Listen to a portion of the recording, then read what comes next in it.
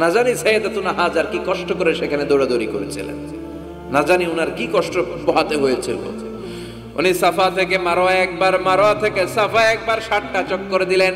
এই 60টা চক্কর, এই দৌড়াদৌড়িটা আল্লাহর কাছে এত ভালো লেগেছে, কিয়ামত পর্যন্ত সব হাজীদের জন্য এই জায়গায় দৌড়াদৌড়ি করাটা আল্লাহ ওয়াজিব করে দিয়েছে।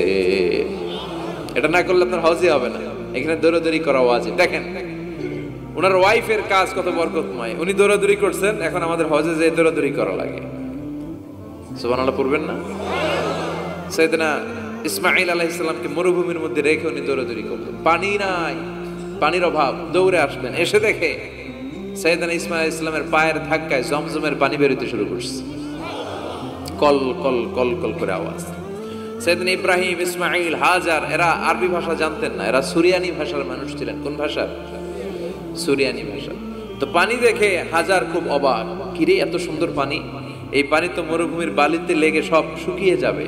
পানি যাতে না শুকায় উনি বালি চারদিক দিয়ে উঁচু করে এরকম বাঁধ দিতে লাগলেন, বাঁধ দিচ্ছেন আর ওনার সুরিয়ানি ভাষায় বলতে লাগলেন ঝাম ঝাম, মানে হচ্ছে থাম থাম, ঝাম মানে স্টপ, থাম থাম, কেফ, আরে পানি চলে যাস না, চলে গেলে তো পানি ব্যবহার করতে পারবো না, ঝাম ঝাম ঝাম ঝাম। ওনার মুখ নিঃসৃত এই ঝাম ঝাম শব্দ দুইটা আল্লাহর এত ভালো লাগলো, কিয়ামত পর্যন্ত এই কুয়ার নাম আল্লাহ ঝামঝামের কুয়া বানাই দিলেন। এটার নাম বিইরু ঝামঝাম। বিষ্ণু বললেন মা উ ঝামঝাম লিমা শুরিবা লাহু, এই জমজমের পানির এত বরকত, যেই রোগের নিয়ত করে এই পানি খাবেন ওই রোগ থেকে শিফা দিবে কে?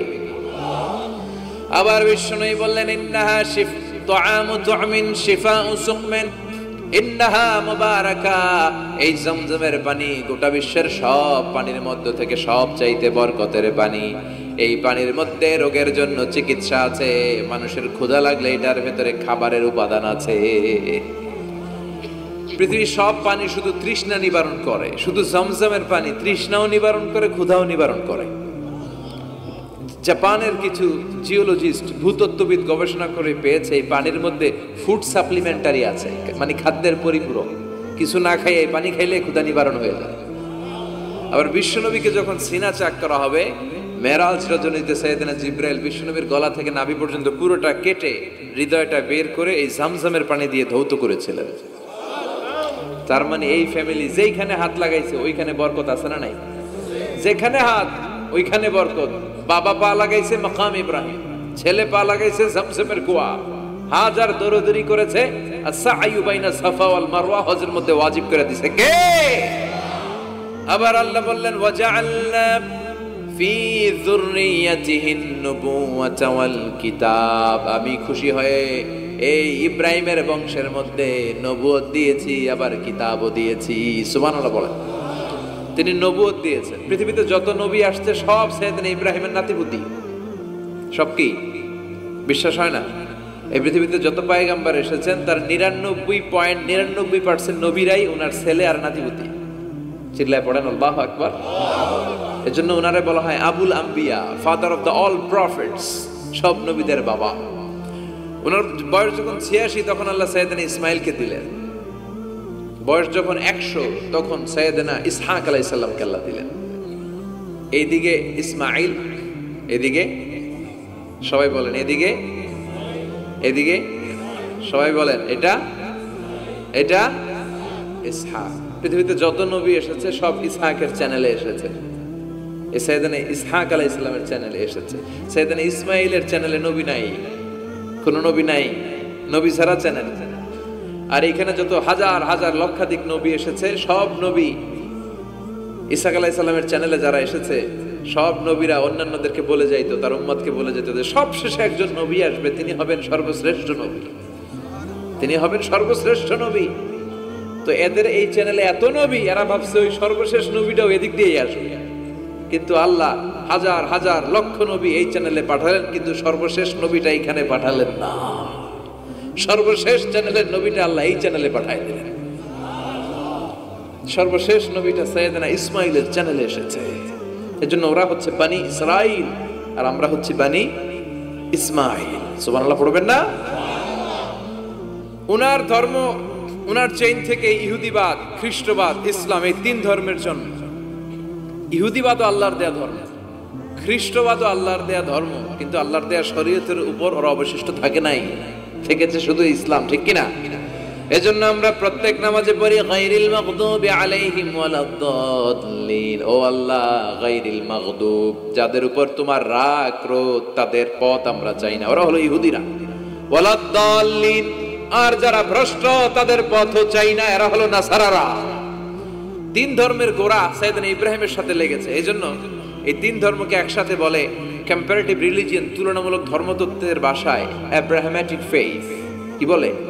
অ্যাব্রাহামেটিক ফেইথ বলে। এজন্য ওনাকে বলা হয় আবুল আম্বিয়া। সব নবীরা এই চ্যানেলে এসেছে, তার মানে সব নবী সাইয়েদনা ইব্রাহিমের নাতিপুতি। আবার এই প্রতিটা নবীর জন্য আল্লাহ তাআলা আকাশ থেকে কিতাব নাজিল করেছেন। চিল্লায় বলেন ঠিক কিনা? আল্লাহ বলে, ইব্রাহিম তোমারও আমি কিতাব দিলাম। সাইয়েদনা ইব্রাহিম আলাইহিস সালামের উপর কিতাব আছে না নাই? ওই কিতাবের নাম কি? কে পারে? ইন্না হাযা লাফিস সুহুফিল উলা সুহুফি ইব্রাহিম ওয়া মূসা। সুহুফি ইব্রাহিম, সাইয়েদনা ইব্রাহিমকে আল্লাহ তাআলা সহিফা দান করেছেন। চিল্লায় পড়েন আল্লাহু আকবার। আবার এই নবীর নামে আল্লাহর কোরআনে একটা সূরা আছে না নাই? কথা কন, কি নাম সূরা? সূরা আলিফ লাম রা। কিতাবুন আনজালনাহু ইলাইকা লিতুখরিজান নাসা মিনাল যুলুমাতি ইলান নূর। সুবহানাল্লাহ পড়েন। আলিফ লাম রা, I have revealed this holy and sacred book unto you in order to lead the mankind out of darkness into the light. ও নবী, আমি এই কিতাবকে আপনার কাছে পাঠিয়েছি অন্ধকারাচ্ছন্ন মানুষগুলোকে অন্ধকার থেকে আলোর দিকে নিয়ে যেতে। এই কোরআনের ভেতরে আলো আছে না নাই? সবকিছুর সমাধান আছে না নাই? সমাধান চাও যদি জীবনে মরণে, ফিরে যাও খুঁজে নাও, চোখ রাখো কোরআনে। সুবহানাল্লাহ পড়েন। চোখ রাখবেন কোথায়? নাকি মোবাইলে, না টিভিতে, না এটিএন বাংলার পর্দায়? আসিতেছে আগামী শুক্রবার রঙিন পর্দায়।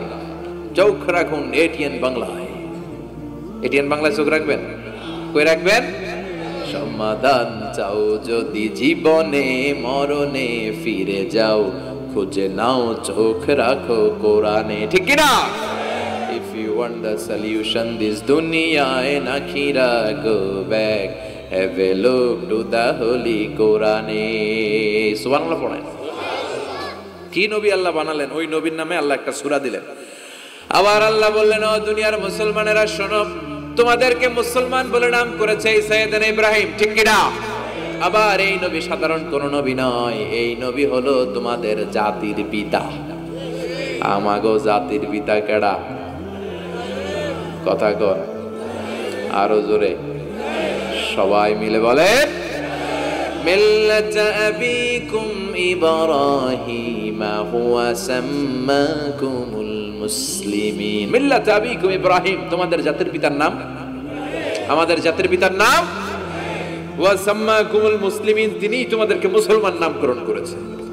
আবার আল্লাহ বললেন, আসলিম ইব্রাহিম, তুমি সবাইরে মুসলমান বানাও, আগে নিজে মুসলমান হও। আসলিম ক্বালা আসলামতু লিরাব্বিল। ও ইব্রাহিম, তুমি মুসলমান হও বলার সাথে সাথে ইব্রাহিম বলে, আল্লাহ দেরি নাই, আমি মুসলমান হয়ে গেলাম। ইহুদিরা দাবি করতো সাইয়েদনা ইব্রাহিম নাকি ইহুদি। নাউজুবিল্লাহ পড়বেন না?